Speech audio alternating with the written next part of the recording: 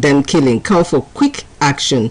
IGP orders speedy investigation. NBA demands full disclosure of details of suspected police officers. PDP Guzo waits in as G5 meets in London again. Why I resigned from Akeredolu's government, ex-deputy governor. Bandits kill one, abduct 45 in Kaduna. Saraki Kwara government trade words over UBEC fund. Gunmen kill retired squadron leader, kidnap son in Plateau. Osun government bars revenue collectors from query sites, says new arrangement to be announced soon. CBN highlights security features of new notes. Ronaldo subjected to political ban at Qatar 2022, Turkey president. How now redesign could increase banks' deposit liabilities. This and many more after this break.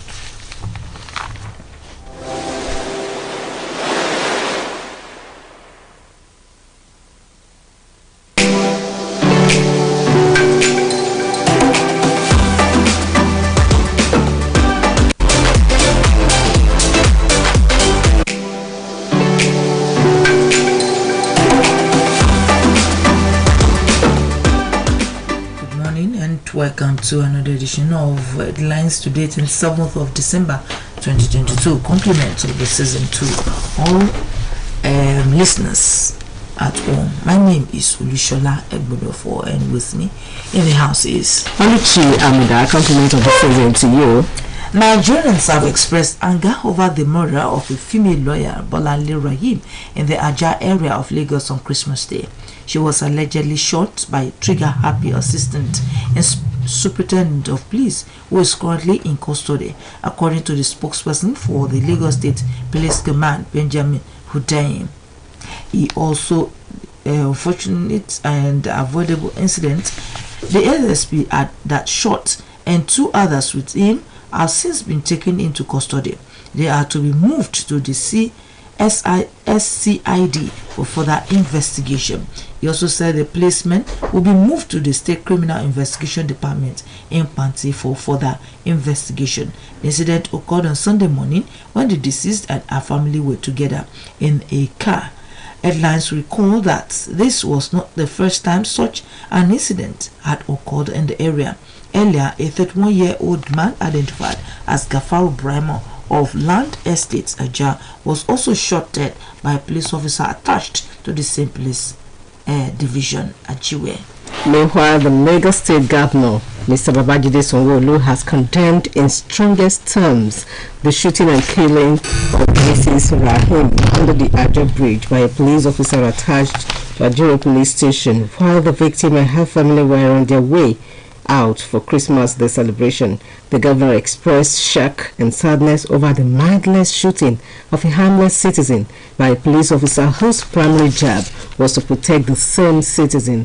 Sanwo-Olu sympathized with the family, friends and associates of the late Bolanle Rahim, pleading that the state government's full support and cooperation with police authorities in their investigation to unravel the remote and immediate cause of the shooting that led to the untimely death of the innocent citizen, with a view to ensuring that justice is served. Governor Sanwo-Olu, however, appealed to residents to remain calm and not take the law into their hands on the matter, assuring Lagosians that government would live up to its responsibilities and get justice for the deceased. The governor prayed for the repose of the late Bolanle Rahim's soul, asking God to grant her immediate family and friends the fortitude to bear the irreparable loss. Also reacting, the presidential candidate of the People's Democratic Party, Alhaji Atiku Abubakar, in a tweet condemned the killing.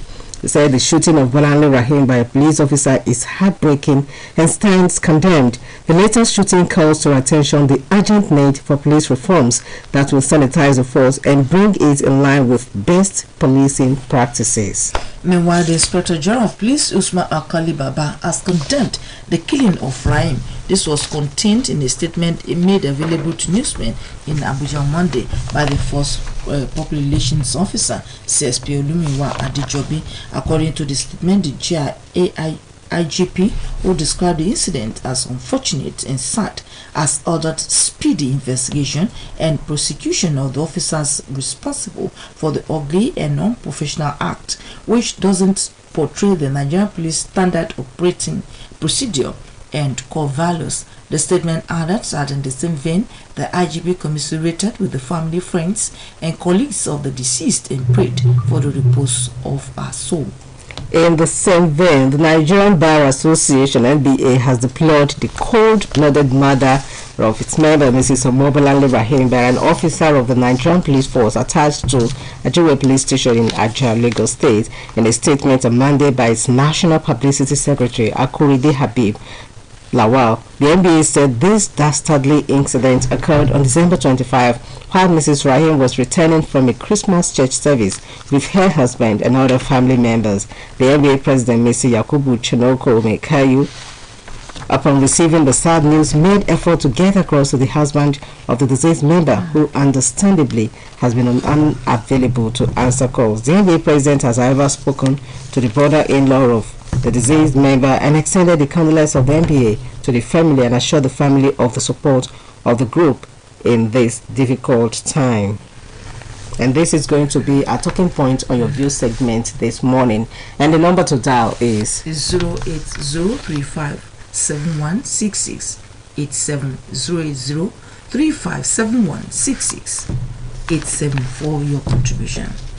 The United States government has announced a project that will strengthen the forensic and chemical analysis capacity of the National Drug Law Enforcement Agency, as well as its intelligence gathering and prosecution capabilities. The latest support from the U.S. Department of State Bureau of International Narcotics and Law Enforcement Affairs comes on the heels of an award of $500 million grant to fund selected projects in the agency by the Abdul Samad Rabiu Initiative. According to an official letter announcing the U.S. project grant to the MDLA, the award followed request by the chairman and chief executive officer of the MDLA, Brigadier General Muhammad Marwa, retired, during a series of meetings with top U.S. officials both in Abuja and Washington, D.C. With 59 days to the general election in the country, some prominent individuals and groups have said the campaign promises of most of the presidential candidates are yet to resonate with most Nigerians. Therefore, they have cautioned the electorate against taking a hasty stand as regards their choice in the light of the grim socio-economic realities confronting the country. A former special advisor to former President Goodluck Jonathan, Dr. Olusoya Awoson, posited that the campaign promises of presidential candidates were not resonating with majority of Nigerians due to the increasing level of poverty, hunger, and starvation in the land. Coupled with this, according to him, is the approach by the campaign spokespersons for the candidates in the presidential race, as well as lack of penetration of campaign messages. He blamed this on what he called the lack of sharp imagination and creativity of the campaign managers, saying that many of them totally lacked the right frame of mind, appropriate psychological composure needed to communicate with people whose experience do not easily support investing trust. Chairman, Northern Governors Forum and Director General All Progressives Congress Presidential Campaign Council, Governor Simeon Lalong, has charged Northern Christian leaders to ensure that their followers do not make their 2023 electoral decisions based on emotions.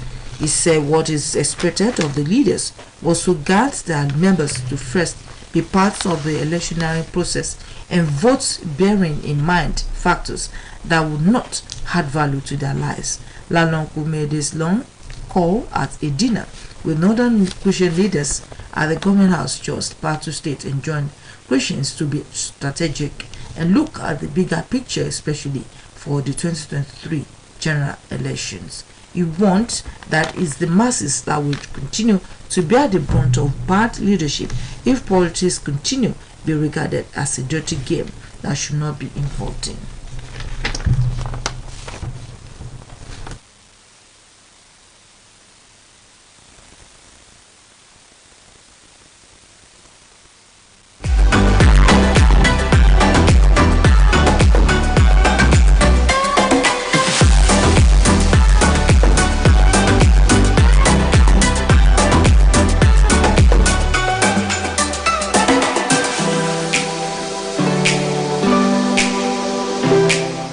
Our focus on your view segment this morning is the killing of a lawyer, Rahim, in Lagos by a happy trigger a Trigger Happy Place officer, and the number to dial is 08035716687.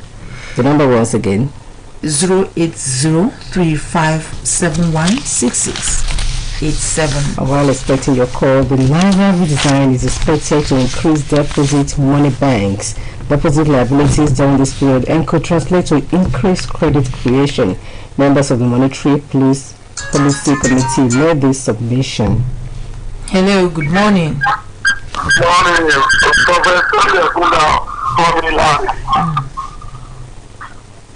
Hello. Yes. I don't know what is going on in this country. In reality, things are not like this one, not like this with the placement. They just kill anyhow. I said that God will consult the family of that soil because it's a very terrible case, very painful. Nothing has to happen. Thank you. Continue. All right, then. Hello, good morning. Hello, good morning. Morning, sir. Based on the issue of that woman that was shot, I don't understand. The way the Nigerian police are behaving now is somehow very, very bad. And what I think is they should try and, do some decisions concerning all this Nigerian police. There are some people who are, they are not worthy to be a police officer. And some of them, on any festive day like that, they will be on duty at the same time, they will be drunk. So they're supposed to screen some of all these police officers. They should try and screen them. And most especially that person that shot that woman, they should look for him and, take him to the court of law. Thank you. Continue. Thank you. I think we have another call. No, we don't.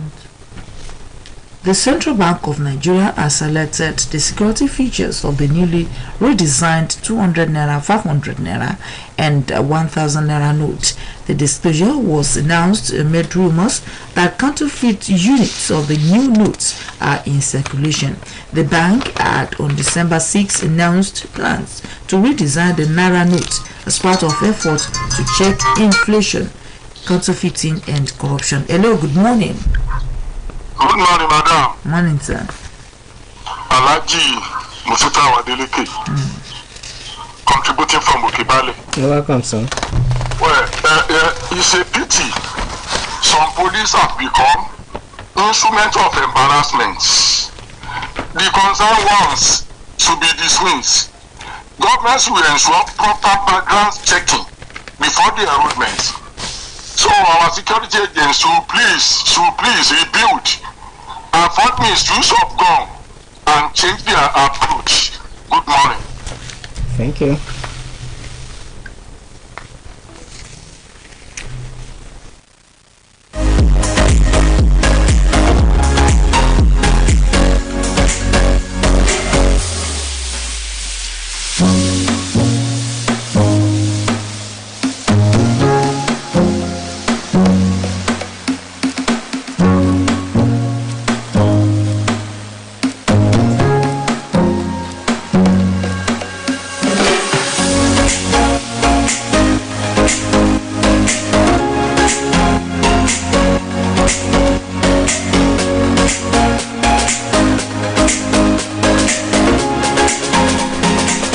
Former Senate President Dr. Bukola Saraki has described a reported claim by Governor Abdulrahman Abdulrazak of Kwara State that he embezzled the Universal Basic Education Commission UBEC fund and also used his position as Senate President to prevent the Economic and Financial Crimes Commission EFCC from investigating the case as an outright lie, which the governor should retract. It is reported that Governor Abdulrazak on Saturday made the allegation at the launch of 60-member campaign council and 1,200 canvassers for the APC Kwara Central senatorial candidate Salio Mustafa. The National Universities Commission Executive Secretary Professor Abakar Rashid has said the total enrollment of pupils at public primary schools is now over 27 million compared to 5 million pupils enrollment in private schools. To this end, he maintained that the future of education in Nigeria lies in the quality of primary school education. He said there is an urgent need for stakeholders to come together and join the government to address the crisis facing primary education, especially in public schools. He spoke at the centenary celebration of LEA Primary School, McAfee Central. The Osun State government on Monday announced the disengagement of all consultants and revenue collectors on all quarry sites across the state with immediate effect. The chairman, Mr. Samuel Oyedotun, inaugurated by the Osun State Governor, Senator Ademola Adeleke, gave the order in a statement signed by the secretary of the committee, Hashim Abiye. He said the decision was necessary to stem the tide of loss of revenue for the state, warning all the illegal revenue collectors to stay clear of all quarry sites in the state. He explained that the committee is in receipt of information that some unauthorized agents have been collecting revenue purportedly for the state government on the site, which end up in private pockets.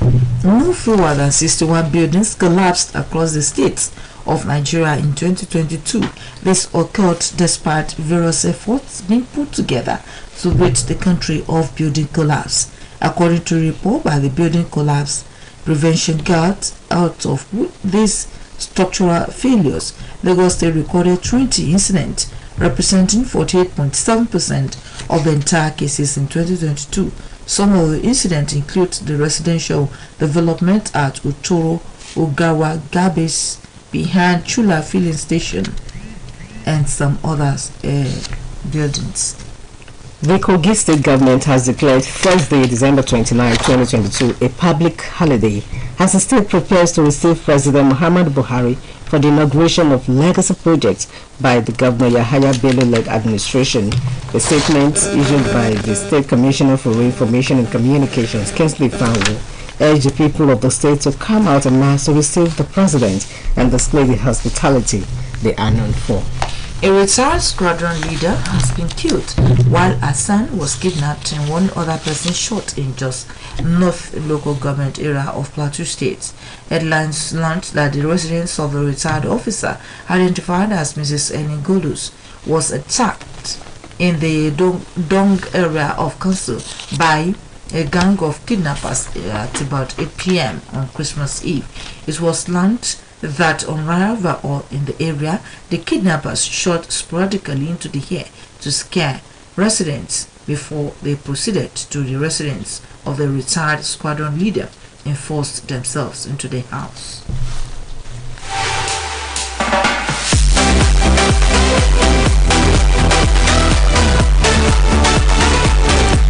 Accidents on Christmas Day claimed 6 lives while 16 others were injured. Hello, good morning. Good morning, madam. Morning, sir. Alaji Mufuta Wadeleke from Okebale again. You're welcome. Our police should be given standard and adequate psychological training and criminal code. Enough is enough. Good morning. Thank you. As the federal government has called on the state governors to be proactive and deliberate in their approach for citizens to enjoy electricity supply in their respective homes in the country. The government, through the Rural Electrification Agency, contended that power is on the concurrent list, just as it underscored the need for state governments to collaborate with private companies and investors in the power sectors for the people to have adequate electricity supply in their communities. A member of the REA board representing Southwest, Michael Oluwagbemi, who spoke to journalists in Ado-Ekiti, disclosed that governors, especially in the Southwest, could improve the economy of their states by investing in the power sector instead of expending huge funds on intangible projects. Bandits on Christmas Day stormed Aku village in Kajuru local government area of Kaduna State and killed one person, just as they abducted 45 people. It was gathered that the Ublons came to the community at about 10 a.m. when residents were about to go to church. The Uloms, who arrived in the community on motorcycles, stationed themselves at strategic locations, while some hid in the bush and began to shoot sporadically. According to the residents, the bandits went from house to house, asking people to come out of their houses. Catholic Diocese of Makurdi Diocese, Wilfred Anagbi on Christmas Day donated relief materials to the displaced persons at the entirely displaced persons camp 1 in Daudu Guma local government area of Benue State. Bishop Anagbi, however, decried the humanitarian situation in the state as worsening and called on the federal government to do more to alleviate the sufferings of the people to enable the displaced persons to return to their homes. Now to sports. England captain Harry Kane has now scored the most goals on Boxing Day in Premier League history. Kane, who scored against Brentford on Monday, has scored in all 7 of his appearances on a Boxing Day. It was also Kane's first Premier League goal against Brentford, meaning he has scored against all 32 teams he has faced. Kane gave Tottenham, who were down by 0-2, some respite with a goal in the 65th minute, while Pierre-Emile completed the comeback in the 71st minute. Cristiano Ronaldo was subjected to a political ban at the 2022 FIFA World Cup. This is according to President of Turkey, Recep Tayyip Erdogan. Despite picking Ronaldo in the lineup for World 3 Groups H Games, Fernando Santos benched the 5-time Ballon d'Or winner for the knockout stages. The then Portugal manager elected Gonçalo Ramos as a starting striker instead. Portugal reached the quarterfinals but crashed out of the World Cup in a shock 1-0 defeat to Morocco. And finally, Nigeria international Joe Aribo received a bad gift on Boxing Day as Britain handed down a 3-1 defeat to Southampton in the Premier League fixture at St Mary's Stadium. Aribo came on before second half for Musa Jejebu. To complete the game, was issued a yellow card for an offensive charge. And that story wraps it up on today's edition of Headlines on OSBC Radio 104.5 FM Oshobo, Voice of the West, Nigeria. My name is Oluchi Amuda, and from Olushola Egbodofo, the producer for this program is Mutunrayo Ayebayo.